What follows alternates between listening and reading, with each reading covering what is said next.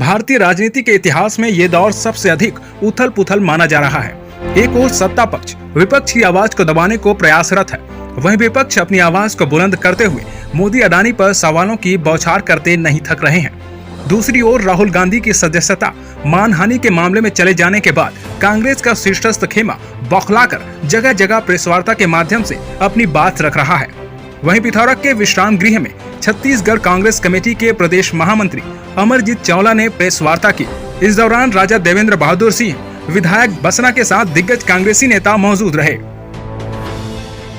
अभी आपने देखा होगा मीडिया में बहुत तेजी से चल रहा है कि 1979 में गुजरात यूनिवर्सिटी से मोदी जी ने बीए की डिग्री ली, 1983 में दिल्ली यूनिवर्सिटी से मोदी जी ने एमए की डिग्री ली और अमित शाह जी ने, देश के गृह मंत्री है, मीडिया के सामने आके बहुत डिग्रियां दिखाई थी। उस डिग्री में जो फॉन्ट है, उस फॉन्ट का निर्माण 1993 में हुआ, 1992 में, और वो उनकी एमए की डिग्री आ गई थी 1983 में। तो आप जो कर रहे हैं, इलेक्शन कमीशन ने साफ साफ लिखा हुआ है कि जब आदमी चुनाव लड़ता है तो उसमें जो शपथ पत्र देता है उसमें अपनी संपत्ति, अपने आपराधिक मामले और अपनी डिग्री की पूरी जानकारी देनी होती है। तो आपकी डिग्री फर्जी है तो क्या आपके ऊपर जो बड़ी सजा होगी तो क्या आपको भी संसद की सदस्यता से बाहर कर देना चाहिए? क्या आप इसका जवाब देंगे? आपसे एक ही चीज पूछना चाहते हैं कि यार मोदी जी, एक हमको भी राज की बात बता दीजिए कि ये कमल छाप ताबीज पहनने के बाद सारे गुनाहों से आदमी कैसे मुक्त हो जाता है। ये कमल छाप वॉशिंग मशीन में जब लोग घुसते हैं, जिनके ऊपर आप भ्रष्टाचार के आरोप लगाते रहते हैं, जब वो कमल छाप वॉशिंग मशीन में एक तरफ से घुस के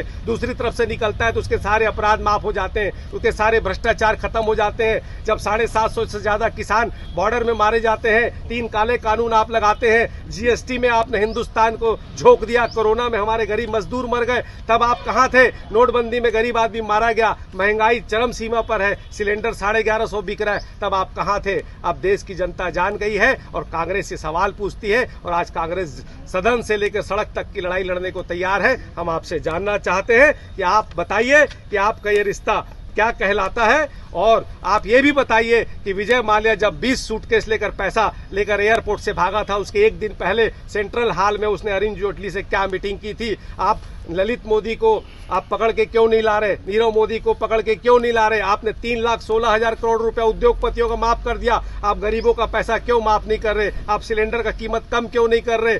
पूरे विश्व में जब क्रूड ऑयल का रेट कम है तो आप डीजल पेट्रोल का रेट कम क्यों नहीं कर रहे? इन सारे मुद्दों से भटकाने के लिए आप राहुल गांधी के ऊपर आक्रमण कर रहे हैं। हम लगातार संसद से लेकर सड़क तक ये लड़ाई लड़ेंगे और राहुल गांधी के साथ आपने जो किया है, हम न्यायालय में भी जाएंगे।